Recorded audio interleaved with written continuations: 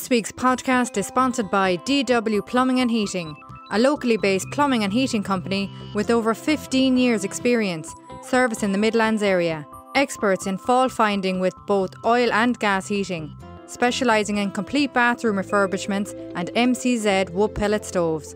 Find us on Facebook or call Dean on 086 3700 600. Glortier is back. Don't forget to watch and vote for our very own Alex Rowe as he takes to the stage next Tuesday at 9:30 on TG4. Download the free Glortier app and get 5 free votes to help Alex on his way to Glortier's success. Keep it country, everyone, and vote for Alex Rowe. Just you wait and see. I'll be the one who'll always stand beside. Broadcasting live from the little town of Clara, County Offaly, it's What's the Story with Lloyd Bracken. Get in touch today through all our social channels and have your say. Oh, and thanks for listening. Now it's over to you, Lloyd. What's the story? Hi everyone, very welcome back. This is episode 21. This is What's the Story with myself, Lloyd Bracken. Hope everyone is in good form and thanks for joining us this week. And if this is your first week, you're very welcome. Thanks for all the downloads and interest last week in the episode with Ken Smolin, and I hope Ken receives all the help he deserves. He's doing great work for food poverty in the Midlands. My next guest on today's podcast is very well known in Clara and in GEA circles, having refereed numerous high-profile inter-county games at every level of the game throughout his long tenure. He is also a former businessman here in Clara and has done tremendous work for charity down through the years. It's a great pleasure to introduce to you Catch Buckley. What's the story? Very good, Lloyd. Thank you very much. It's a privilege to be here. Take me back first. What are your earliest memories growing up in Cumber before being summoned to Clara? Well, a lot of people say Cumber, but we were up nearer to Cumber, but the parish of Cumber. All my family, my father's family, were all born in the big house opposite the Cat and Bag, just out the road from here. There was 12 in that family, 6 boys and 6 girls. 2 of the boys went on to be priests. The other 6, all, with the exception of 2 of the girls, 1 girl ended up in Bray and 1 girl ended up in America. But the rest married around locally. I have a lot of relations around. So that was a big family, 12. Yes, 6 boys, 6 girls, yeah. And my father was Tim Buckley and my mother was Pauline Cantrell from just up the road, a few miles, the other side of Cumber, Ohadonna in Rahan. She was Pauline Cantrell. And she came down to work in the house where we were all born and reared. Flanagan's owned it at the time, and she came to work there, and that's how she met my father down in Cumber. Don't ask me any more on that, I don't know the ins and outs, but that's how they met. So where were you reared then, Kat? Our family was a family of 8. I'm the second youngest, believe it or not. John was the eldest, and we'll go back on a few stories after. John, Pat, May Fox down in Rosemount, Hannah Rigney, who's now living in Limonaghan. Tim was more or less, he went off to England young and came back and settled in Ballybunion in Kerry. Seamus is married and living in Ferban. I come next, and Dora Glynn is living over in Ballyfour. She's shortly coming to live in Tullamore, is the youngest. What was it like, Kat? Did you get on well? Yes, I would say. Well, I don't remember any such opposite like that. We didn't. We worked hard. We were reared on a big farm, Lloyd, and literally had nothing. My father, believe it or not, died at 42 on the 1st of October 1955, and my mother was left with 8. We were on a farm of 119 acres, and the farm got the better. John, the eldest, went out to work when my father died. He went to learn how to drive a bulldozer and worked at the bulldozing. He worked for a man called TJ Fox from Ballinderry in Rosemount, and that's how TJ come to meet me. I live in John home from work and met me, and that's it, me. But we did get it hard, and in 1963 we had to sell the farm, believe it or not. We couldn't make ends meet. Very sadly, I can remember one specific moment. As a young lad, my mother wrote out a list of groceries, and she said, go up to Williams's in Ballycumber. It was Williams's, what's now Gavin's, on the corner in Ballycumber. And I handed in the list, and the list was got up, and the bag of messages was put in front of me. And I can remember clearly, young Buckley, have you got money? And I said, no. The bag of messages were healed out, and I was handed back the empty bag. That was about 1962. So what age were you then, Kat? I was born the 13th of September 1951. I was 12. So that was a tough message to bring home to your mammy then? Yes. Well, she probably half expected it because she would have known. The only good thing about Cloughataniadout, that's our hometown, it's just past Ballart. You go out the road, you know it well. Yes, you know it well. And Ballart up into Clohatani, and the Tinnymuck Road is up to your right. Lloyd, wonderful neighbours. They all helped her out. She was a widow at 1955. All helped out. Wonderful, wonderful neighbours. Came together. We got through. The farm was sold, and I know it was sold for pittance in 6,000, in around that. 6 years after that farm made 90-something thousand. I suppose as a young fella, you were 12 at that time. Had it a big impact then on you? Sure it had. I went to school. I went to school in Tubber. I served Mass in Tubber. I walked from there. It was 3 miles from our house down to Tubber. But we were near, as I said to you before, we were nearer to Cumber. But I even walked Mass. 8:30 in the morning was Mass in Tubber. So I'd be leaving the house around 7:45. Straight from Mass up to school. The church and the school, as you know, in Tubber, very close to one another. And it could be 4 o'clock in the evening and I'd be home. And all we had that time going to school was a bottle of tea, probably in a chef's sauce bottle of tea. Cup of bread and jam. Did you like school, Cat? No. I got a primary cert, and I think maths carried me. I left there and I went to the Carmelite in Moat. I was in the Carmelite in Moat in 1963, and how I remember it was all football. Westmeath got to the minor All-Ireland football final in 1963, and a lot of the lads were attending the college in Moat. I stayed there about a year and a half. Right? I came out and came back to the tech here in Clara. And I think I was just coming near the end of my first year. And I walked out one day and down the town and into Danny Rabbit and asked Danny for a job, and I started butchering. That was it. I wasn't fit for the college. I didn't understand Irish. Maths, as I said, was my only subject. So into Danny. Into Danny, got the job. Butchered with Danny for a few years. Went from there to 5-star in Tullamore. D. Williams is owned at 5-star. And I got great experience because I worked literally in every supermarket I had around the country. I signed up for holiday relief 1 year and I ended up everywhere, anywhere. But when the first job I got with 5-star was in Dalkey in County Dublin. Beautiful place. And I loved working there. Met a lot of lads, strangers. A man called John O'Gorman down from Lismore in Waterford called to see him about 3 years ago, was my manager. You know, and I met a lot of lads. There was lads from Westmeath, everywhere working for Williams's. Was it the social aspect you liked of the butchering, meeting people and chatting? But of course, when you were behind a counter, you were meeting people. And this is true. You remember Monica Sheridan Cook on television? Monica, and she'd be always licking the fingers. Monica lived up the Killiney Road. Bunny Carr lived up beside her. Pat Kenny, I think, is up that road somewhere now. If I'm up that area, I always go for a drive up to Killiney Castle because you can see literally back over the whole of Dublin. But Monica took kind of pity on all the country gossins that was in the supermarket, and she invited us all up for a meal on a Saturday night. Always remember it. Wow, what was that like? It was beautiful. Sure, we were nervous going into it and whatnot, but we settled down. This is a fairly salubrious area now up in Dalkey. Yes, very much so. You fit in nicely. It fitted in lovely. It was lovely. She was lovely in the shop when she come in, and she always had that little soft spot for the country fellas. Were you ever sorry you left school, Catherine?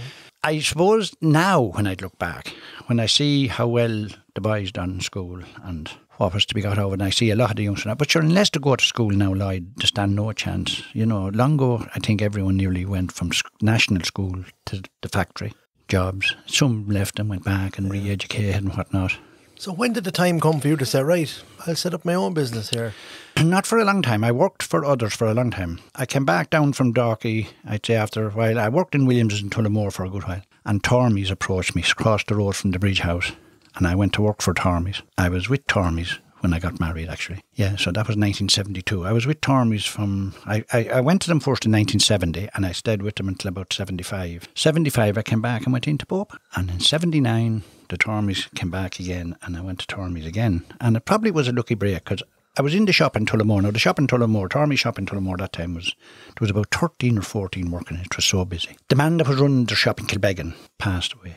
And Robin Tormy says to me, he says, will you go out and take charge of the shop in Kilbeggan? And I was delighted with the move. I went to Kilbeggan in January 1980. I left that in September of 1986. I remember it was the same weekend as I refereed the minor All-Ireland final. I finished work on a Friday because I was going to Dublin Saturday and whatnot. So I was in Tormy's in Kilbeggan from 80 to 86. Right. Yeah. Go back for a minute. Why did you go into Danny Rabbit and not into a factory or somewhere? Was it just an interest you had? Just an interest I had, I suppose. One of my father's brothers, Uncle Oliver, ended up in Mullingar. As a young man, he was butchering. He ended up in a huge business in Mullingar, went into farm machinery, went into everything, done very, very well for himself. I just thought about the butchering. Well, I didn't have my own business until 89, and that just come out with pure. Now, this is 86, I finished in Kilbeggan, and the boys at home, John and Seamus, were at breadboards, pallets and whatnot at the time. When I come out with Tormy's in Kilbeggan, I worked with Tony Fallon for a short few months, about 9 months. Then I came back and joined the boys in the breadboards and that. Kevin Wire was down River Street, and all of a sudden I heard Kevin was closed up and gone. I hadn't been talking to Kevin. He didn't tell me he was going out of business. Was I interested in taking over? The place was actually closed. It was a small shop. It was belonging to Lily Flattery. And one Saturday morning, I just got into the car, drove down River Street, went to Flattery's door and asked could I rent the place. And from there, took about a week to do things with it, get in extra stuff that we'll say Kevin hadn't. 1989, April 89. Were you nervous about that? I wasn't really. I felt good about it because at that time, Lloyd, I'd done a great business. It's only in latter years that I think things have gone down so dramatically in Clara. Right. Do you think that's because of the bigger shops in other towns? Well, it has a lot to do with it. Like, naturally, because I was lucky that a lot of people that went to Tullamore to shop come back to me for their meat. You know, that's just as simple as that. But then the supermarket started doing meat in a big way. Even Aldi and Lidl. You can buy the very best of meat in there. Yeah. So it became a family business then? It was a family business then, and I was on my own for a long time. Now, the boys would come in after school in the evening and be always there to give you a hand to clean up. I worked long hours then. I went down that green every morning, 6:30 roughly. And it would definitely be 6:30, could be 7. Can I go back up in the evening? And you were there all day. Must have been a labour of love, Catch, wasn't it? It was, I suppose, and then you see the boys were small, you had to do it. There was a lot of little bills to be paid and so on. Where did you meet Margaret? I met Margaret one evening. You know Margaret's Margaret Riley from Ahamore. And herself and her great friend of a lifetime, Annie McGrath, she was Annie Bastic then, were walking down the street, and I was going heading Kilcorsey direction, and I happened to join in with the two of them. I knew them. But we were going up along the road, and they were both eating a bag of potatoes. Annie offered me potatoes, and I said, no thanks. Margaret Riley offered me potatoes, and I took them. So that was the challenge. So I don't ever take potatoes out. No. So that's it. And that was, let me think, we were married in 72. That was about 19... I was going out with Catch Buckley when I was only 15. I was married at 20. I got married the 1st of August 72, and I was 21 on the 13th of September. We lived up in Ahamore. We lived up with Margaret's mother and father, a lovely old couple. You know, they were great sound people. Paddy Riley was a very popular man in Clara. He was a great tradesman. He'd done a lot of little jobs for people up and down. And Paddy Riley knew more about my family than I did myself. He knew all my father's generation. He knew them all. He was very great with an uncle of mine that was in Moore. He was a postman. Paddy Riley, when he was in the army in Athlone, cycled to Athlone every day. He was moved to the Cumber then, and he cycled to the Cumber on a Monday morning and cycled home on a Friday evening. Mrs. Riley was Nan Connor. Her parents were Kilcorsey. Mag's grandfather and granny lived where Kevin Follin's house, you know, the Lord be good to Kevin, where the Follin's house is. I think there was 13 Rileys altogether, but the last 4 very young through. Now, one was 3, I think. Don't ask me. I don't know the exact same, but I know they did. But anyway, it ended up like the same as ourselves. There was 8 of them. Her eldest brother was gone to Australia before Mag was born. He left for New Zealand in 1945. And he went from there to Australia, and his first visit home was 1975. And that was the first time they met. And Mag was pregnant with Garrett at the time. What was that like to meet her brother for the first time? Sure, the excitement in the house. Sure, even for the mother and father. And that time, no phones. Like, you'd ring Australia now if you wanted to talk to someone and whatnot. That time, letters. The father was a great hand to write letters. And Garrett, the eldest son, he'd dictate a letter, but the wife had to write it. Right. He was a postman in Australia. And that was his first time home in 1975. And our Garrett was born while he was home, and they stood for Garrett before they went back. That's and that's why he was called Garrett. It was brilliant. There was great excitement at the time when he was coming home, yeah. You can imagine yourself, they've gone 30 years. Oh. When did you get to the Green then? We got to the Green eventually. I bought the house in October 77. And before I got the key, you know what goes on with houses and this, that, and I remember I bought it off the late Berghound. And We moved down the Green March 78. And we had John and Garrett. When we went down the Green, Cartridge was born in the Green. Yeah. And a lovely place to live. I'm so happy in the Green, so is Mag, because, you know, I suppose winter time of the year, living in Ahamore, she'd be afraid to go up or down the town on her own. Now, if she wanted to go out at night, she has lit. But the Green is a great community. Always has been. Oh, fantastic. Yeah. Don't talk to me about the whole of Clara as a community. Fantastic. Tell me about your GAA links, Catch. Well, sure, I was born and reared in a GAA mad house. My brother, John, won a senior championship with Clara in 1960. He left Clara then, I don't know when, we'll say 62 or 3, went back to play football with Bali Cumber. And he won 2 junior championships with Bali Cumber. They won junior in 63 and 66. And Bali Cumber won their only senior football championship in 1968, and John was there with them.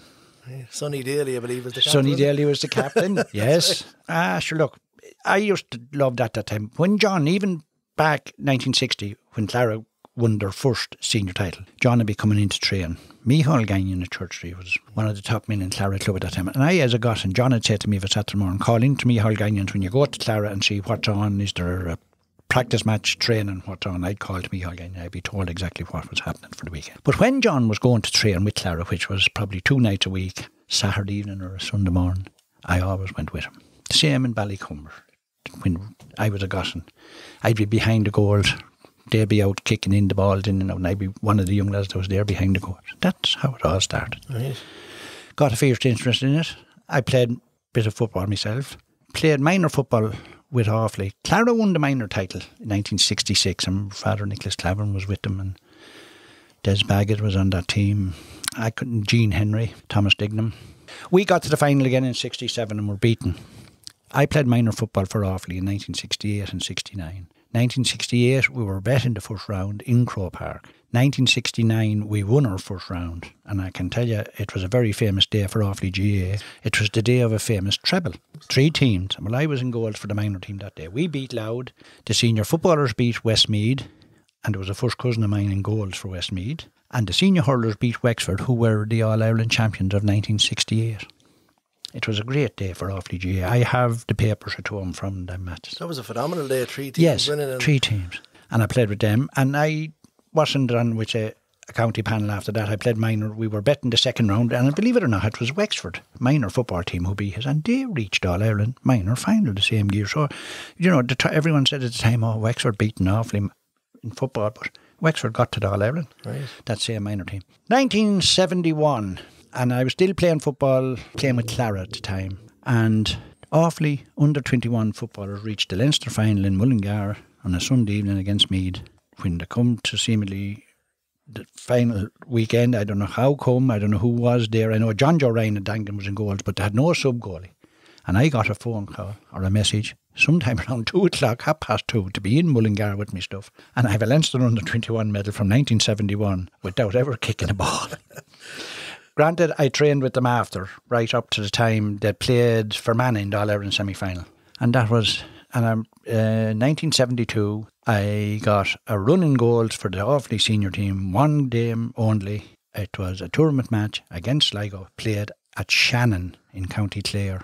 And that was my lot with Offaly. But I always had a fierce interest. Going back to that time as your sub, that was a handy medal, was it? It was a handy medal, that's for sure. Yes. And well, of course, I was there then for the All-Ireland semi-final. The All-Ireland semi-final against Fermanagh was played, I think, in Cavan or somewhere. Would it be fair to say, Catch, you're more famous for your refereeing? Could be. Where did that come from? One Sunday, I know, it was about 1975, and I was in Tullamore. My brother John, we went to last Mass in Tubber every Sunday, 11 o'clock. Home, 11:45, mother would have the dinner ready. Into a car, Connor Park. That time there could be 3 matches. Great times, plenty of matches. I won't start saying who was playing because I just don't remember, but no matter who was playing, we were there. This day I went in, and I always, from my time working in Williams's and Tormey's and whatnot, I knew the late John Down very, very well. And he come over to me and he says, just out of the blue, he says, Buck, he says, he always called me Buck. He says, there's a college's challenge across the road between St. Mel's and I think it was a Laois college, probably Ballyfin. And he says, there's not one out there to referee. He says, there to whistle. Out you go and referee. He says, you played football long enough. And I went out and I knew he'd come out and he stood and he watched a lot of this match. And he come to me after, he says, that won't be your last one to referee. So in 1966, he started sending me fixtures. Just like that. No training, no courses, no nothing.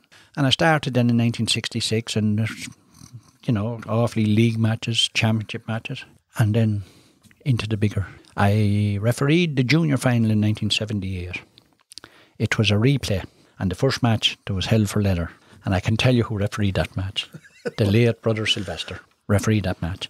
It was Killy and St. Bridget's of Croghan. And I refereed the replay. St. Bridget's won that.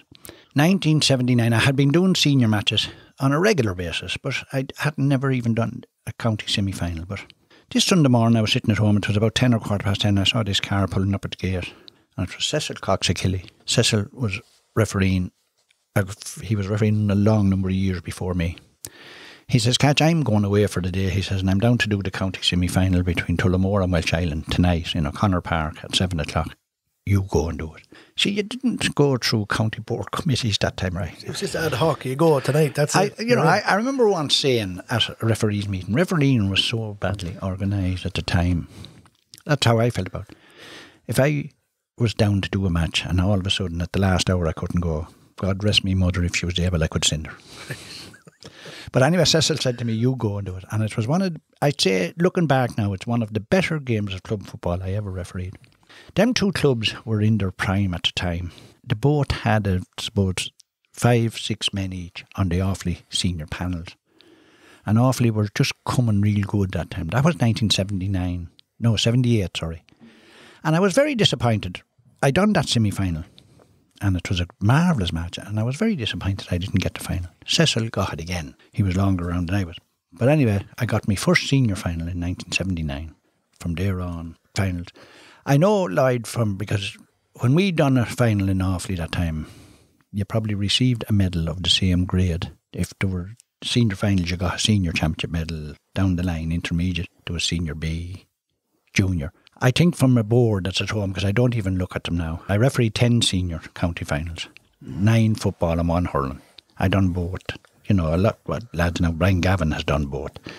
Mick Sheridan. Clara was always a great town for supplying referees to the county board. But I think I refereed about 65 county finals in my time. Now I'm talking about underage schools, the whole lot. One final that I didn't do, and it's the only one I know of, under 21 hurling. Now, I only took up hurling about my last 6-7 year of refereeing, because I finished in 2011. My back came at me. It was the time I came out of work in the shop. This was 35 years later. 36 and a half seasons. Right. Yes. That's a long time. I refereed adult finals in 5 different decades. Adult finals in 5 different decades. Yeah. What made a good ref, Catch? You know what I mean? For someone like me looking in. A good referee is someone that probably played a bit of the game themselves, have a lot of common sense, try and be as fit as possible, because the nearer you are to the action, the better decisions you make. If you're far away, the boy on the sideline or up on the hill can shout and roar at you because he got as good a view of it as you did if you're not there. The courses did help, naturally. I wouldn't like to say it, you know, the courses and learning and knowing the rules. Is it hard to switch off on the pitch, listen to a supporter? Oh, he sent him off. No, there was times. I always tell a story about refereeing one particular club, and I always knew a voice. He was just a nuisance and non-stop. Right. And I knew the voice. Every club was one of I them. could go to him after and tip him on the shoulder and you were at again today. Yeah. There'll always be Lloyd. At the end of a game, there'll be always someone saying, that man done a desperate job and that man done a great job. Talk to me about one particular match. It was Wicklow versus Laois. Yeah. 1986. You're laughing, Catch. I knew this would come. Well, you were known as the Battle of Ockram. The Battle of Ockram. How does that feel?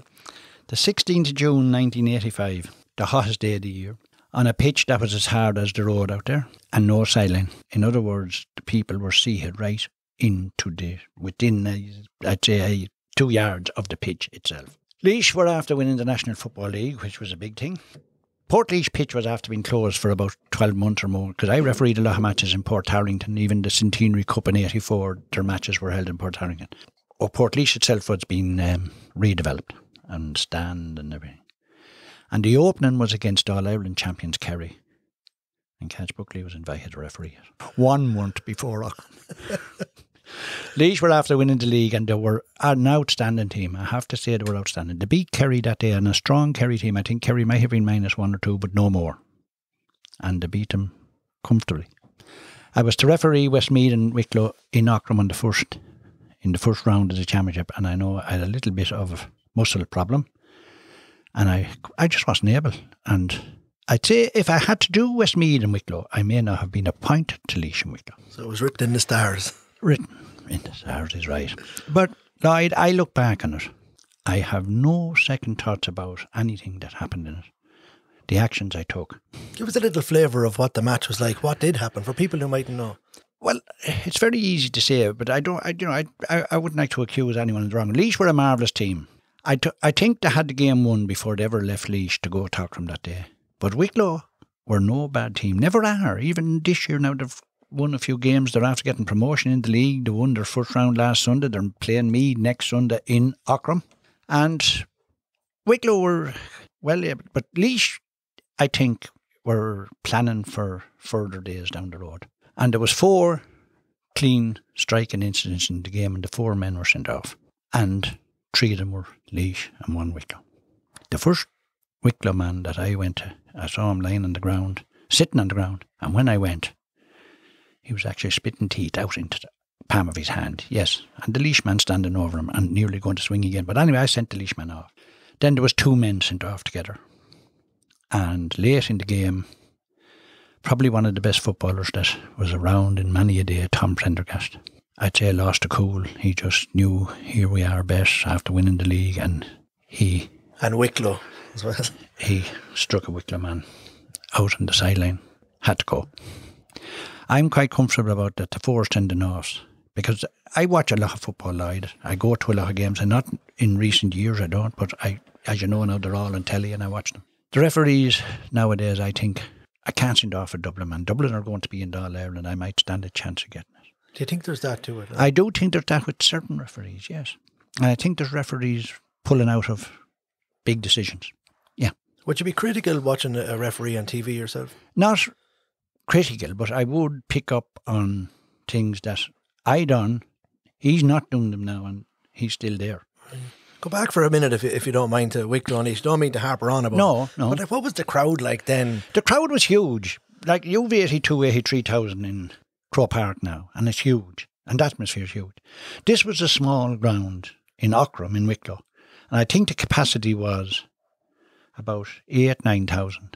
And I do remember there was 12 there on the day. And it's sweltering heat. It was something else. It was the same as now 82,500 in Crow Park. Right. There was rumours that you were escorted out of that ground. Is that correct? That is not correct. I got it very hard to get off the pitch. Now, that was natural, because the crowd had no fences, no gates to climb, no nothing. I was surrounded. And as a matter of fact, only for another brilliant Offaly footballer, and who had family connections in Clara, a man called Pat Spallin the Dangan was a guard somewhere in Wicklow. And Pat was one of the first men to me, and there was others there to help. It took me about, I'd say, 3/4 of an hour to get to the dressing room. Now, the dressing room was a glorified small tin shed, and it was only fit to hold about the referee and the 2 linesmen. The 4 umpires had to kind of go out and stand outside, because there wasn't room for everyone in it. And was people trying to get at you? Yes. Yes, there was. I can't deny that. Of course there were trying to get at me, but not a one ever did. Then the thing calmed down. I know we were a long time there, and I know I couldn't get enough drink into me. I was dehydrated completely. And about 3/4 of an hour I was dressed. You had no showers, no. But the next thing, a knock come on the door, and they said, "Look, come, we're going to walk you to your car now, and you're going to drive out here." I was walked to my car. I could see my car in the distance from the minute I came out of the dressing room. The crowd had more or less gone. Lord be good to Jack Bootman. He was Leinster chairman and was later president of the GAA. And Jack was a vet up that called to Bopa. And I know Jenny Kennedy, Sean Kennedy's wife, worked for Jack Bootman. But anyway, Jack Bootman was in my house that Monday morning, I'd say about 9 o'clock. He said there was 2 men arrested in Auckland yesterday, and they stood to win 20,000 and Laois winning the Leinster Championship. Wow. That's what brought the anger. Right. Gambling. That's unbelievable. Now, a lot of people say, I know it's said, there's even people that have said it to me themselves when they want to be smart, that was the end of you, you were gone. Lloyd, that was June 1986, sorry, I think I may have said 85 earlier, 86. I refereed the Minor All-Ireland in 86.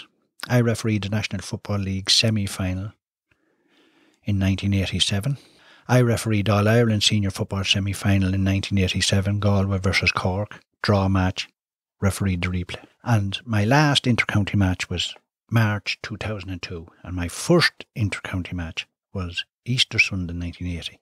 22 years inter-county, 36 and a half years in Offaly. Did you ever feel like the elusive one left you an All-Ireland final in Croke Park? But sure, everyone aims for those things. Well, I have to say, I have 2 All-Ireland medals. I'd refereed under-21 All-Ireland in 1985, and I refereed the Minor All-Ireland in 1986. Brilliant. The under-21 All-Ireland in 85 was played before the replay of the All-Ireland Senior Football semi-final, Monaghan and Kerry, and there was 67,500 people in Croke Park. That was near capacity that time. The following year I done the All-Ireland semi-final, Croke Park. That Easter Sunday I think I'd done the National Football League semi-final, Croke Park. So, you know, I didn't lose out on the thing. But I wouldn't like to go down the road and say why I never got a senior All-Ireland. I'll give you just another little example. I refereed 5 All-Ireland colleges semi-finals and never done a final. An All-Ireland colleges final is seen as a big occasion because the priests, the bishops and all those are there. And always the big man got them. Fellas that mightn't have refereed a colleges match that year, where I would have been out in snow, rain, muck and dirt back in February and March doing Leinster colleges matches and whatnot. I done 5 All-Ireland under-21 semi-finals, but I did get an under-21 All-Ireland. So I just didn't get a senior All-Ireland, that's it. You spoke of some great refs in Clara. Did any of them ever come to you for advice down through the years? I did do coaching in Tullamore, and a lot of the young lads that was coming on in Clara attended them, yes. Of course, you have Marius Stones now. Marius Stones, and I remember Chris Dwyer. I remember a man called Dan McCartan from Down one evening rang in the shop. I answered the phone in the shop. It was winter in. He says, any good young hurling referees down there? Yes, I said, there is one. And I said, Brian Gavin. And we all know where Brian went since. That's fantastic stuff. Fantastic. 4 senior All-Ireland. Catch, may I mention another match you officiated, Dublin versus Louth in 1999, in which your brother John was an umpire that day. Can you take up that story from us if you don't mind? I can remember well. That morning, Sunday morning, he came into my house about 20 to 12. I had told him we were leaving at 12. And Eamon Larkin, the Bali Cumber, was with him, another one of my umpires. And I think Bertie McMahon was out on the road, and John kind of stood chatting. Eamon come in, we sat down, and I didn't want to. Jimmy McGrath, now Jimmy, that umpired with me for 30 years or over as well. And I said to Jimmy, I'll collect you at 12 o'clock. So I waited about 5 to 12 to leave, but we left, and he was in absolute great form. He was telling yarns going up. Andy Cunningham, the same day, couldn't come with his. He got a late call to go in. There was after being a fatal accident and post-mortem in Tullamore. Andy couldn't come. And I said, sure, look, no problem. I knew John Costello, the Dublin secretary, very well. And once I walked into Parnell Park and said, John, I'm a man down, last minute puller, no problem. He says, I'll have a man. Just remind me near the time. And we left anyway, and we drove to Parnell Park.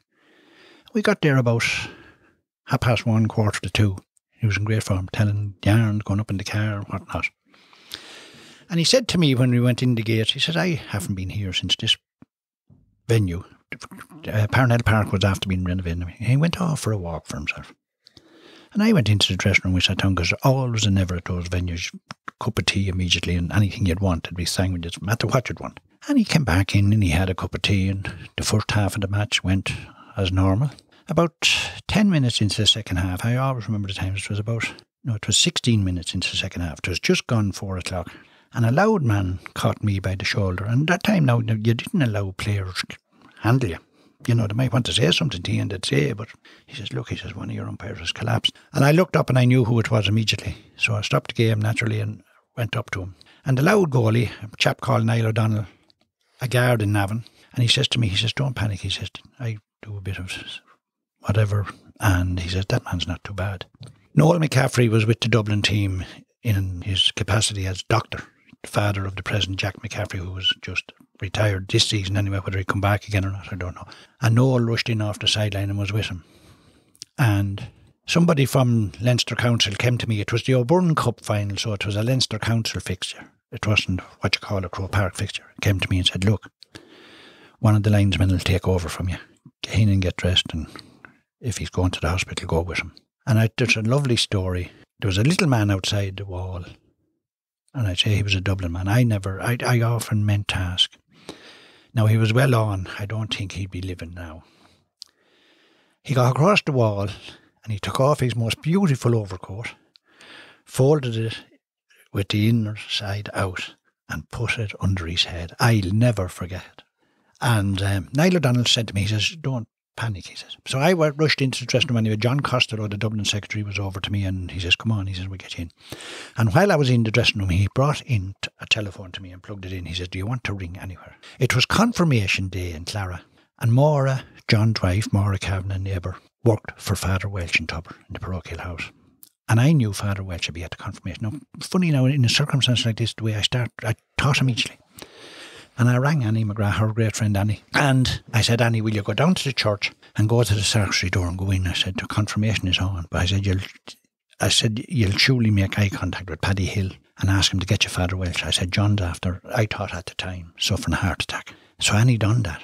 She went straight to the church, and Father Welch went and left confirmation and went out to Clodhanny to tell them. I was afraid to ring home because Mother was in great form at the time. This was March, the 7th of March, 99. Father Welch went out and went in and broke the news gently. I got dressed, I come out, I got into the ambulance. The ambulance waited for me. Already had John gone to the ambulance. He was going to Beaumont, which is nearby to Parnell Park.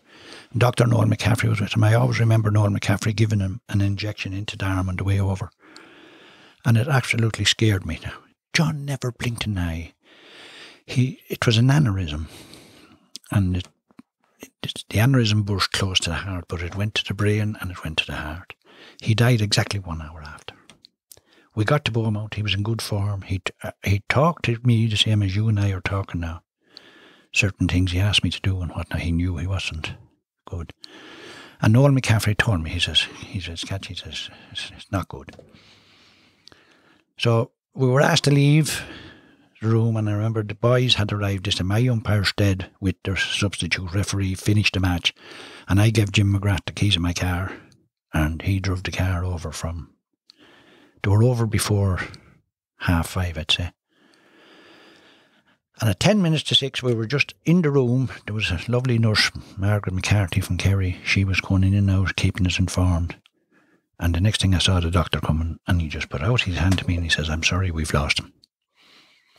I just did not know what hit me. I didn't know where it was. I said, I'll take the chance in ringing home again, because another brother that has passed away since was there as well.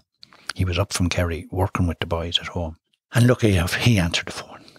And he says to me, you know, what way are they? I said, things are not good. I said, actually, he has passed away. I said, don't say it out loud now. I said, I don't know how I'm going to get to tell Mother. Father Welch, Seamus, brother I have living still in Verban, a fair man to drive now, let me tell you. And they were on their way to Dublin. And I took the chance in ringing him, and I rang him, and I said to him, get out of the car. And I told him. And I said, you can slow down now. Because I said, there's no point in racing now. Maura was with him, Father Welch was with him. I think there was a sister of Maura's with him. About 10 to 6 he passed away. And 58 years of age. Another brother, Pat, we were talking about him earlier, I mentioned him earlier, one of the 8. Pat died. Pat was the first to die in 1994. Pat died with cancer. And Tim died in 2012 from an aneurysm as well. 3 of them. Yeah. That was it. But John, I couldn't, I was really torn with John because John was a kind of our father. He was the eldest when my father died. And of course, he was doing something with you that you loved. Yes, and John was with me. If I refereed a challenge match in Ballynahown, John Buckley would be with me. And that was for 30 years now. Yeah. Thanks for telling that story. Cause I know it's a sad story, but... Yeah, but it's the reality. It is. We got hard knocks. Now, we had, no doubt, as of now, I have married 2 sons and 3 brothers. And just around about 99 then, Mother was really... John and Mother were never out from under the one roof. Right. John Buckley was the man that was at home the whole time. And he never, nor Mother, never in hospital or anything. Mother was in hospital after John died. But like, she died the day John died. John died the 7th of March, Mother died the 26th of August. Just 4 months. Yeah. Yeah. So 99, we'll always remember. Right. A sad year. Catch. Yeah. Also, you mentioned that you've had other tragedies in your life. Yeah, well, Margaret and I got married in 72, I think. I said, 1st of August, 72. And our first, you think again, our first child was born on the 11th of May, 73. And John Buckley, who we're after spending the last 5 minutes talking about, was born on the 11th of May. Right. So the first child, we called him John. John Oliver. That was Big John's name, John Oliver. And we lost John Oliver on the 31st of March, 74 with meningitis. And believe me, Lloyd, you know yourself, when a child, it might be only 11 months, but you were so used to him. And Absolutely, yeah. absolutely. Yeah. It was a hard time, that. We were up living, we were still living in Ahamore that time with Paddy and Nan O'Reilly. That was a Saturday. We were gone to a wedding. First cousin of mine was married. He married a girl over in Kilbeggan, and we were gone to the Royal Hotel in Athlone. That Friday night he wasn't so well, but Saturday morning, great form. And the child was to be brought down to a friend of Margaret's, Becky Malloy, to be minded. And the father and mother said, no, you're not bringing that child anywhere. So we brought the cot down out of the room and we put it in the kitchen with them. And they were quite happy. We went off to the wedding. The wedding was at 12 o'clock in Kilbeggan, and I know we're in the Royal Hotel, and we're just sitting down to the meal, and this girl come around behind me, and she says, you're wanting on the phone out in the main hall, not thinking. And it was, I think, the late Joe Rabbit, because Joe brought the child to the hospital in Tullamore, and he told me he was gone to Tullamore, meningitis. So I went back in and I said to Margaret, she came, she wasn't going to stay, and my mother was at the wedding as well, and I went over and I told my mother, but I absolutely took stones off the road coming from Athlone to Tullamore. I dropped Mag up home in Ahamore, and I went into Tullamore on my own. And I always remember there was a sister de Pazia, you might have heard of her. She was a kind of the boss in the hospital, or the head matron or whatever at the time. And like the way she met me at the front door, she asked me for a second name, they were going to confirm the child, more or less telling you there's no hope. But he lived on, and we were there all evening. I always remember he was under a Dr. Healy. Lovely man, I never heard tell of him since. And Dr. Healy had said to me several times during the evening, he says, if he gets a slight bit better, he says, we're going to move him to Dublin. But he says, you have to go travelling and ambulance with him. I said, fair enough, I'd stay put. At this time, John, eldest brother John and Maura were in, and Hannah was living in a flat down in Church Street, and she was a nurse in the hospital. She was working Friday night and was going into work Saturday night. She was into work before actually John died, little John died. And about 11:45 that night, Dr. Healy said to me, things are okay. He says, they're going to be okay till morning anyway. He says, go home, he says, and get yourself some sleep and rest. He says, come in as early as you like in the morning. If he's well, he says, we'll go to Dublin. I arrived home at the gates in Ahamore, and my brother John and Kevin Lowry, who's still out there in Ballard. Kevin Lowry was the only one with a phone out that direction that time. And he got a phone call from Tullamore Hospital. He went up for John and they were in to tell me the child had died while I was travelling home from Tullamore. Yeah. Like for any parent, getting that news is a nightmare. A nightmare. You know, like how did you but you know, looking back now, I don't know how we did, but we did get through. And then again, family support, you know, and we were living above with Paddy and Nan, which was great. They were great people, you know. And I remember that evening, Paddy got very upset at one stage that evening. And you might have often heard this saying. He says, why didn't he take me? He says, I'm old man, he says, and leave the child. So like your son, young John, passed away. Yeah. Your brother, John passed away. Yeah. And then your late son, John, last year, passed away from John was John Garrett, and then John. John was the third. We had 4 boys.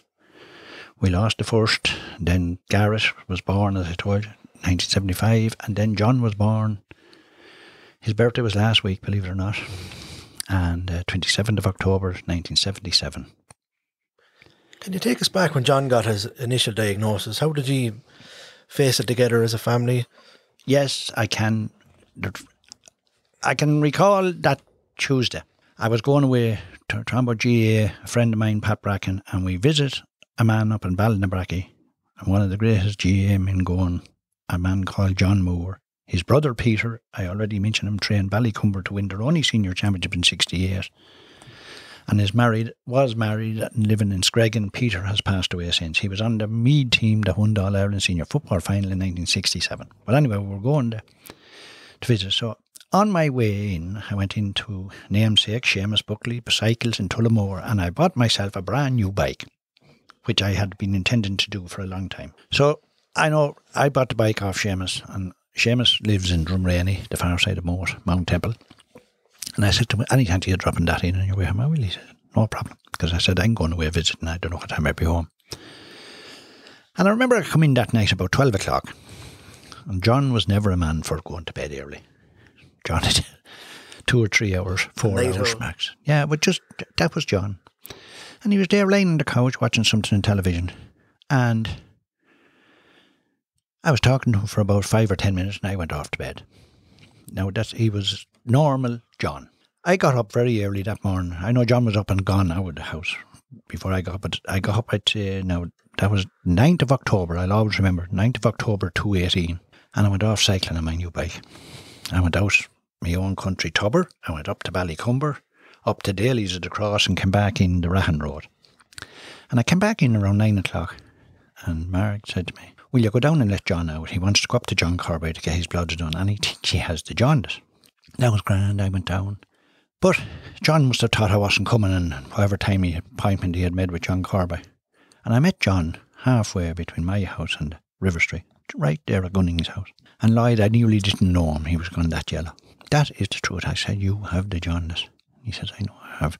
So I went up anyway, and if you recall, there was a big show on that Saturday night. And John was in it. Lip sync. And John Corby took his bloods and handed it to him. He says, John, bring them with you. Why? He says, John, where am I going? I can't go to Tullamore. He says, I'm in the show Saturday night. And John Corby said to him, he says, John, not alone is the jaundice gone through you. He says, but he says, your liver is talking to you. So John went to Tullamore anyway, and I went back down to the shop. I might as well have not been there because, you know, I got a bad feeling. Yes. I had a bad feeling about it. But anyway, I was in the shop Friday evening. It was Friday morning first. Now, Garrett was teaching in Granard in Longford at that time. He's now principal in Forban. And I thought I saw Garrett go by the shop. And I was right, because John rang him. John got his news early Friday morning from a Dr. Conlon. He says, John, you have cancer. And he says, I'm not 100% sure how bad. No. He says, I'm going to get you a bed in Vincent's. He says, that might take a few days, but he says, you'll stay here for the weekend. But believe it or not, John got out for the show that Saturday night. It was a huge success. And went back in around 10 to 12, 5 to 12. But that was a marker of the man, wasn't it? Yes, that was him. Yeah. But I rang him Friday evening, and I was clarifying an order with him that was wrote in the book for Saturday morning. And he says, you haven't been home. I said, no, I said, no. And I said, I never saw anyone today. I said, Ma wasn't down that that's the way we talked. I said, Ma wasn't down. I saw nobody. See, Garrett came home from Longford to tell her. And John and Cartage were very close. Cartage rang John, or John rang Cartage, and he told him. So here was I, the only one that didn't know. So he talked to me about the order, and he says, look, he says, no pain, you know, he says, I have cancer. Now, Carmel Kenny will tell you, Carmel was there in the shop with me. It really stung me. So we didn't know. We settled, and I was in and out. I was in and with him that night, and he came out Saturday night and done the show, and Sunday then. Wednesday evening he got to bed in Vincent's, and he was under a Dr. David Fendley, who was an outstanding man. This went on for 12, 14 months after. And he went in to John on Friday morning, and Garrett and Wendy. Garrett took the day of school in Longford, and him and Wendy were up with him. And he went in and he looked around and he says to John, he says, who are those people? He says, John says, that's my brother and my sister-in-law. Oh, that's grand. He says, sit down there. And he told him. And it was within a week, I know, when I first met him. And he never spoke to me without John being present, nor never spoke to John without me being present. And he did tell us he didn't think we were going to beat this. Straight up for you. Yeah. John was there for about 6 weeks. That was the 9th, so it was roughly a week after the 16th of October 2018. He had a lot of procedures done. One particular day he had 3 procedures done, and God help him, that evening he asked everyone that went near the place, will you please go home? I can neither kneel, sit or lie. I was up there, and he said to me, you get home as quick as you can, or how you can, and if you can't. You know, I was waiting for a car, I think, that I knew was coming up or something, but when he said to me, I know I went off home early in the train. Did you ever get a sense, Catch, sorry for cutting across you, that this is the third John, do you know what I mean? Or the third person in your life. Did you ever just say, why, what? Yes, I do often ask. Why us? Like, that was the third John. Yeah. John come home on a Saturday morning, and Mags and I were sitting in the back room, and at this stage I had walked out of the shop. Garrett said to me, close that shop and go out. The shop had gone down a side. Poor old John, I'd say, probably for, you know, when we look back now that he was so bad, Lloyd, John was seriously ill for a long time and said nothing to no one. And even for how he carried himself for the 14 months, I'll always talk about it. He was brilliant. Like anyone, you meet anyone in class, say, John, that man, is he sick? Yeah, that's a fact. That is. Yeah. And was always in the one form, great form, whatnot. I often was at home, because I did, as I said to you, I pulled out the shop that time, closed it up. I didn't even wait for Christmas. My mind wasn't on the shop. I have to say, there wasn't a day but I was with John. There had been Vincent's at home or wherever. But I would like to take this opportunity to say about the community at Clara. And I don't want to start naming names, Lloyd, because I'd be here till Christmas or after. The friends John had was unreal. I saw days, now this is when he was at home, I saw days that someone would call around 8:30, 9:15. He was gone to Churard and Moore for breakfast. He'd be home an hour or two and someone would call lunch, wherever. And that probably gone in then to meet someone in the Court Hotel that evening for a meal. The people, they were just so good to him. But Clara GA has to be mentioned. And again, I'm not mentioning him, but Clara GA and this wonderful, wonderful band of friends he had. I never once, and I think I was in Dublin 270 days, probably over 14 months, I never once had to drive. Now, when he was in Vincent's, I wouldn't let no one drive me because I had a free pass, I'd hop on the early train, and I could come home when it suited me. But I always liked to be up early because John loved food. And sometimes the breakfast above mightn't be. And there was this big supermarket just across the road from Vincent's. And you go over and get me something on the hot food counter. And I'd like to be up early and get him coffees. He'd love coffees. And we'd come down then and we'd sit in the restaurant. After who'd be there was always a cup of tea and a scone going. When we were going in cars for, we'll say, daily trips, there'd be a car parked outside our house at 5:30, 6:15. Never late. We'd be in Dublin, beat the real heavy traffic and the schools before 7, because if you were in Dublin at 5 to 7, you got to Vincent's at 7. If you were in Dublin at 7:05, it could be 9 o'clock and you get to Vincent. That's how quick the traffic just drops on the road. So, just again, the people at Clara, the GAA club, what they've done. Some of the words that I was reading there last week, the words to describe John: resilient, honest, brave, a leader.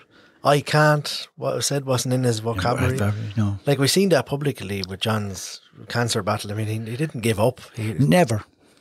And people, you know, as I said, the people were just so good. But nobody, well, I won't say nobody, a lot of his friends, he told all his friends how sick he was and whatnot, and they all knew. But the amount of things that John had to get looked after, we'll say necessary things, and the way people were there to do it. John got an infection one time, he needed injections for a month. There was one of our local nurses, wonderful girl, there every night to give him his injection. As I said, the GA club with the cars. Halfway through the year of 19, we got word that he was going to Luke's in Rathgar for 30 days straight, chemo, radium. Within 24 hours, there was a list of cars handed into our house for the 30 days. Some people's names were on it twice. It never come off after. It was cancelled at the last minute. It's dead with Vincent. But the cars were there. I never once, or Lloyd, had to bring a car to Dublin. I must say, well, even from our own experience recently with the passing of our our own John. And it's not funny now, it's not stopping you. I met John in Vincent's. Right. One day, John and I and Father Conor McGee were sitting down having a cup of tea. And I noticed those two young men over at the table. But I thought they were looking our direction fairly often at this. But Father Conor was leaving anyway, and I walked Father Conor to his car, and I come back in, and John was there, and I said to John, he said, them lads are from Kilbride, and told me who they were. And we went over and we joined them. And young John told me, he says, my dad, won't last another couple of days. And that was of a Tuesday, and I think... That was John's father. Yes, Robert, John's father. Yeah. Well, we must mention, John played every grade of football for the club, and Captain Clara. Did. John... Senior championship. Like his uncle John, has 2 senior championship medals. I have them now, they're in my possession, and 2 junior championship medals, and he captained both junior teams. 99 and 2007, he captained Clara's the junior titles. He won, on the field of play, he won a senior championship medal in 2009 and was a sub in 2003. Both of them, Johns, had 2 senior and 2 junior football championship medals. How are you doing, Catch, now as a family yourself and We're doing, Mags and the lads? Well... It's coming up to a year now. Almost. It's coming up to a year. Well, we had his birthday last week. It'll be a year on the 11th of December. Look, Lloyd, I'll be honest with you. Thank God this evening I'm great. And I go away every day cycling, walking. I do have me bad moments to myself. And they do be bad. That's understandable, Catch. Yes. And you're allowed to have that. Yeah. Mags is better than I am. Yeah. She's, I'm not going to say she's great. That's be over the top. Yeah. But she's people good. do deal with it different. Yes, deal with it different. Yeah. I'm just going to finish off this little last piece. It was just sent in by Pádraig O'Mara on behalf of Clara GA Club. John's association with the club started at a very young age. He was a life member, played every grade of football for the club, from underage right up to adult level. And believe it or not, he actually played a bit of hurling. I can remember many's the time we were stuck for a junior B hurling team and John would stand in corner forward for you. That's the kind of fella he was. He never let the club down. John was a very self-motivated and determined person. Played between the sticks, which is, as most people know, it's a very difficult position. John proudly captained Clara to a 1999 Leinster Junior football title, where they went on to represent Offaly, and we won the Leinster final in 1999. This is a very proud occasion for John as a young man representing the club. He went on then to win 2 senior football titles in 2003 and 2009, and arguably you could say that John Buckley won us that championship in 2009. His bravery was second to none on the day. No roadman was going to come into his box and get their way, that's for sure, because he threw himself at everything. He made some fantastic saves and he fully justified being given the number 1 jersey that day, and proved at the end of the day. John trained extremely hard. He was very self-motivated. He trained a lot of times on his own. He done a lot of road running. He done a lot of gym work outside of the collective trainings. He liked to keep himself fit. He knew what he had to do to stay at the highest level. John started coaching at a very young age. He started off at the PJ Rickard, helping him with the Brother Urban League. He made a huge contribution to coaching over the years in his short life. Sometimes as a committee you find it hard to get people to take teams because everyone wants the good teams. But John Buckley took teams, but he just wanted to improve players, and that's what he was good at. All the kids loved him. They called him Uncle Buck. John was a very positive person, and this shone through in the club. He epitomised everything that was good about the club. He helped out at the lotto, the bingo. He was on the committee for over 20 years. He managed and trained teams. Any work that was going on, he was heavily involved in it. Personally, myself, he was a great benefit to me as secretary for the last 9 years. Could always trust him and go to him with and for advice. There's one thing about John, he'd always be honest, but you'd never fall out with him. He had a very good, strong opinion. Most of the time it turned out to be right. wasn't afraid to air his opinion at AGMs and just let people know if he wasn't happy with the way things were going. And that's something I miss and something I loved about John Buckley, his honesty, his trustworthiness. He was a best friend to many, and not too many people can say that. He never complained with the battle he had right up to the very end. We're still very heartbroken, coming up to a year on his passing, and we think about him every day. I'd just like to wish Catch and Margaret, Catch Jr. and Garrett the very best, and we're thinking about you. That was lovely. A lovely tribute, Catch, in fairness. I have one last little piece of audio here from Garrett, your son. Yeah. Sit back and listen there. It's lovely to be asked to record a small little piece for this podcast on my dad. When I was asked to do it, I decided the first thing I should do is look up some of the previous recordings. And one theme struck me straight away. How much of a pleasure it was for these people to be part of the community of the town. And I think that's something my dad would readily say, that he feels the same way. While many people might know this, Dad is not actually originally from the town, but it is a place he's called home for so many years at this stage. It's a place that allowed him to open up his business, a shop that was so important for all of us in our house, a shop then that was taken on by John in more recent years. It's this shop where Dad could meet people on a day-to-day basis and spend so many happy years of his life. It's a shop where he got to stand beside people like PJ Rickard and chat about football more than to work at some of the stages. Clara's also a place that Dad got to become involved in so many different organisations. The Happy Clara GA, St. Bridget's Credit Union, Christmas Lights, and many other of the wonderful organisations that take place in our town. In terms of the role of the community in our life, and especially in the life of my dad, I think it's never been more apt than in the last couple of years, where both Mum and Dad have got tremendous support through what has been a very, very traumatic time. As John faced his illness, a very difficult illness, Dad was able to be by his side at all times. But when he'd come home in the evenings, he'd know that people from the town would call in to have a chat with him and see how he is. And it's this support network that has been so, so important. And in recent months, after John's passing, they've been there day by day.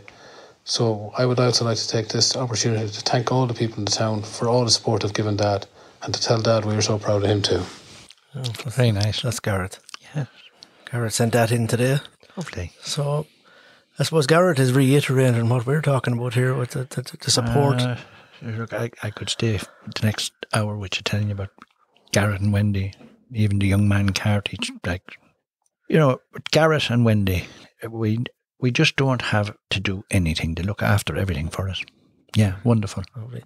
Garrett also mentioned all the things you've been involved in down through the years. Well, I was always involved in something like, yeah. The Christmas lights, which is coming up again. Well, all I can remember is, over Christmas Eve, we always closed our shop for 1 o'clock. We always said we'd love to get home early over Christmas Eve. Chris Daly was in the mill house at the time, and he says, isn't that town unreal? Not a light, not a decoration, nothing. He says, that'll be the last year of that. So during the year, there was a lights committee. I was at the meeting. I wasn't on the first lights committee. It was Chris Daly, Brendan McGowan, Francis Feary, and Brendan Lowry, Brendan and Bridgie, and they started up a lights committee. Now, there was a fifth person, and I cannot think who it was. The following year, I was asked to go and join it, and I did. But as such, the committee lasted about 2 to 3 years. But the lights were set up, and I said to myself, I'll keep this going. Now, it was a big job. Every bank holiday month of October, I used to have a sponsored walk. The whole town again turned out, and I could give cards to everyone. Nobody ever refused it. I got cards printed for the walk for Clara Christmas Lights. Bank holiday October, we do probably a walk out to Tullamore Road, across Kilmuckton and back in Kilcorsey. There was 2 ladies that were coming in and out to the shop to me, and they always took cards and I'd do the walk. They've both passed away since, the Lord be good to both of them. Mrs. Kerrigan and Mrs. Payne. Just them 2 names. A lot of other, no, I'm not leaving out anyone, because there was a lot of other great people, the younger generation of women, and they were brilliant, brilliant. Mrs. Kerrigan would take cards. She said, Catch, I'll fill cards. She'd go over and she'd go in probably in the middle of the day and interrupt all the work going on in the ambulance centre. But nobody refused her. And Mrs. Payne was brilliant. And them 2 ladies would do the walk. And I know there used to be the last 2 walking, and I always used to stay with them. Some of the walkers would be home, and the 2 ladies and myself would probably be only out and killing the bin at this stage. It was wonderful. But another person I have to mention, I never had to leave my shop, Lloyd. Michael Doolin was supervisor or in charge of the FOSS scheme in Clara at the time. The FOSS scheme put up the lights every year and the FOSS scheme took down the lights. So I never had to worry about that. Brilliant. So that part was looked after. That part was looked after. The money had come in from the walks and everyone had returned their cards and whatnot. Now, the businesses. All the business in town. I would leave it till after Christmas. The lights would be up, Christmas would be gone by, and probably I used to work over Monday. But the first Monday of January, I get me little receipt book and off I go. I could be out all day into every business. I know at the time we were getting, I think, £50 from the ordinary business and we were getting £75 from the publicans. We had, I think, 10 or 11 publicans in town that time. And then all the local factories and that, I always got contacts. I done that lights on my own for 13 years. But as I said, I had the help of Michael Doolin and the FOSS scheme. But organising the money and everything, I done that for that length of time. We used to have, I can't think of them all now, but we used to have some great get guests. some personal satisfaction of Very much so. Very much so. Never let it fall down. And then I got tired, light-wise. And I was out of ideas. I said, this needs a lift. And one Christmas, by accident, we saw on one of the Clara Town newsletters that half the businesses in the town weren't giving money to the lights. Garrett come down to me and he says, did you see the newsletter? This was St. Stephen's Day. There was one picked up in some of the shops. I said, no. And he showed it to me and I read it. And I was very disturbed because no business in Clara ever turned me away. And a lot of them, I don't want to mention names again, a lot of them gave me over and above. It's coming back around. I have some of the members in next week with me of the Clara Christmas lights. Yeah, well, I sent word out then and I went to the meeting myself. As a matter of fact, Lloyd, I can stand here clearly and say I left 13,000 and something in the bank for the new committee coming in. I went to the meeting. A certain gentleman jumped up at the meeting. He says to me, you're not handing over that. He says, how do you know what's going to be done with it? I said, I am handing it over, and I did. And publicly that night, I handed it over, and the new committee, and they were a lovely committee, and they honoured me, the same committee, because the following year, I was invited to turn on the lights myself. That was nice. It was nice. I thought it was lovely. But they made a huge improvement. Do you see, there was a good committee. I was gone 13 years on my own and I just had got slightly tired. I remember one morning, and it probably shouldn't have happened, I turned on the lights always on a first Tuesday night of December. Wednesday morning, I wasn't an hour in the shop. This woman come in. Can't, she says, there's 2 or 3 bulbs down in Bridge Street not working. And I said, you know what you'll do now? I said, give me a £5 for each bulb. I said, I'll replace them. That was the end of that. But that was the lights, Lloyd. I got tired. But and you did so much that, and yes, we can't get into them all now, but you've done a serious amount of work for charity over the years, which is a credit yes, to you. I did. I worked in the credit union on the board of directors. That was always voluntary work, and I was there for, I think, about 13, 14 years. And when I opened my own business, I said, get out of town now, because I was on the loans committee for the whole time. The Lord be good to me, a guy in the church who was chairman. And he said, Catch, you were a long time in Clara and you know the people and you're behind a counter. He says, you stay on that committee. So I said, once I opened the shop, I stayed for about a year after I opened the shop, because I remember every Saturday night, close the shop, probably 7 o'clock, and you get out with everything washed down and done, home and get to the credit union by 8 o'clock. That time the credit union used to be open till 9. I would get all the applications. They all had to be filled into on a form. And then the manager and the loans committee, the rest of the loans committee, would join me at 9 o'clock. I think my name was on a few of them. So thanks a million. You have a hobby of collecting GEA programs. Where did that start and how many have you? Well, I know at one stage, and I wouldn't be exaggerating, at one stage I'd anywhere between 12 to 14,000 programs in my attic. Now, you see, the problem with me was there was that many people bringing me programs. I could have 2, 3 and 4 of the same program. But I have gone through them, taken out photographs. I started taking out photographs of programs years ago because I could buy lovely books in Eason's A3, A4. I have some collection of GA stuff. I can tell you that Brian Carty brought out a championship book in 1995. I've every edition of it. So if anyone in Offaly comes to me and say, did Lloyd Bracken play for Offaly in 1997? I can open the book and check. He played, he would come on as a sub, he was taken off, he was substituted. The photographic book comes out, it's called A Season of Sundays, and I have every one of them. As a young lad, I have the papers at home from the draw and replay of Waterford and Kilkenny All-Ireland Senior Hurling Final 1959. There was also started in the 50s and it continued till about 1970. On Monday, the All-Ireland champions photograph. On Tuesday, the runners-up. I have that full collection of photographs. And I got the paper photographs done into good photos and I have them all put away in plastic in A4 size. Yeah, I'm a big collector of stuff, yeah. And I do a lot of GAA quizzing. And now, it's not that I put a lot of time into GAA quizzing. It's a long story in our house, that my wife always says, there'll be 2 coffins when I'm gone, one for the photographs and the programmes and one for me. But she eventually, when the boys moved out, gave me a room. We took the bed out of the room and I got presses and shelves and whatnot. A man cave. So I have my own GAA room.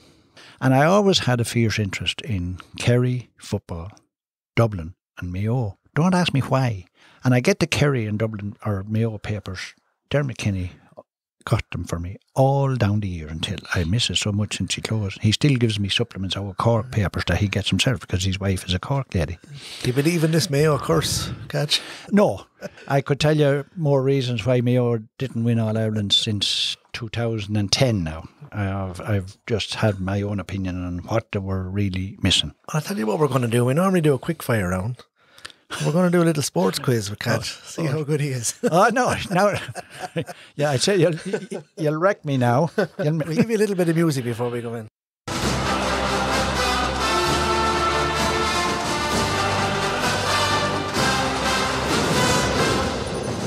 Right, Catch, we have a minute on the clock.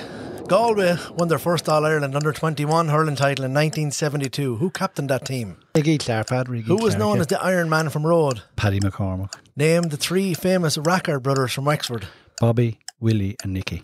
Irish golfer Pádraig Harrington had a famous father. For what was he famous for? Winning, he played in an All-Ireland with Cork in 56 anyway. In what year was the first senior football All-Ireland played? 1887. 1888. 1888. If my home ground was Dr. Hyde Park, I would have represented which county? Roscommon. What county won the first ever All-Ireland hurling? Limerick. Limerick, yeah. Limerick, yeah.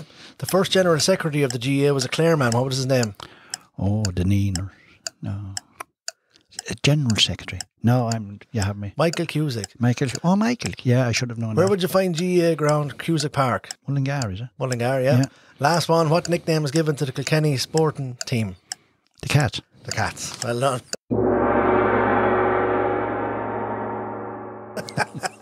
We'll add them up. We'll tell you how he did later on. Yes. To finish off, would you have any advice for the younger generation in Clara? Things are so much changed now with the COVID and whatnot, but just, I suppose, keep themselves in a straight line. It's all right, I can't sit here and criticise that youngsters are probably drinking too much. I don't know anything about it, because I believe it or not, I'm a pioneer and I'm a non-smoker and I don't be out the nightlife, I don't know what. But the advice I can give them is keep themselves on the straight. Any regrets in life, Catch? None whatsoever, because as I said, what happened, what took place. I got great enjoyment out of the refereeing, I got great enjoyment out of me work in the shop, meeting people. I met some great people, and I met some great people through the GAA also. No regrets, no. Catch Buckley, thanks very much for joining me on the podcast. I really appreciate it. It was a pleasure. Thank you, thanks a million. Take care. That was episode 21 of What's the Story. Hope you really enjoyed that. Thank you very much to Catch for being so honest and open. Tough story in parts, and we wish all the Buckley family and many family and friends in GAA circles the very best of luck in the future. I'm going to finish off with a last little piece from Lewis Kavanagh, who was part of the under-15 football team, and he'd like to say a few words about John. Thanks everybody. We'll talk to you next week, and take care. Hi Lloyd, thanks for letting me come on the podcast to Catch to talk about John, and I also want to say hi to Mag, Garrett and Catch Jr. I'm talking on behalf of the under-15 football team here. I first met John when I was 13 and I was asked to go up and play for the under-15s, which John and Tony Dalton was managing. For the first 2 years we got to a final, I think, and we got beaten The first year we got beaten by Forban, and I can't remember who we got beaten by in the second year. But in the third year then we went to play a league final against Forban and we won. And then later on in that year we played the championship against Eden Derry in Geishel one night, and we were beaten. And we were all very sad because at this stage John was sick and we just wanted to win it for him. But we said in the huddle after the game that no matter what, we were going to train like dogs and we were just going to win the minor for him with the same team. John loved to take over age groups. One of his, I think especially in the Brother Urban League, because John just loved the game and he loved to teach people how to play the game properly. And he was very good at that. I can remember there was a picture, I don't know who had it, but there was a picture of John when he was a young man. Like Noel Kelly was there, and I think it could have been Catch Junior beside him. There would have been a great bit of rivalry between the two brothers, but John was a nice man and he never took anything too serious. Again, on the football, for trainings especially, he was able to take things seriously, but then he was a great man for a bit of crack as well. So again, I just want to say how lucky we all were to have John as a manager, and he was just an overall very nice man. This week's podcast is sponsored by DW Plumbing and Heating, a locally based plumbing and heating company with over 15 years experience, service in the Midlands area, experts in fault finding with both oil and gas heating, specialising in complete bathroom refurbishments and MCZ wood pellet stoves. Find us on Facebook or call Dean on 086 3700 600. Glortier is back. Don't forget to watch and vote for our very own Alex Rowe as he takes to the stage next Tuesday at 9:30 on TG4. Download the free Glortier app and get 5 free votes to help Alex on his way to Glortier's success. Keep it country, everyone, and vote for Alex Rowe. Just you wait and see. I'll be the one who'll always stand beside. You just listened to What's the Story with Lloyd Bracken. Check out all our social channels for info on new episodes. Oh, and thanks for listening. On the Town.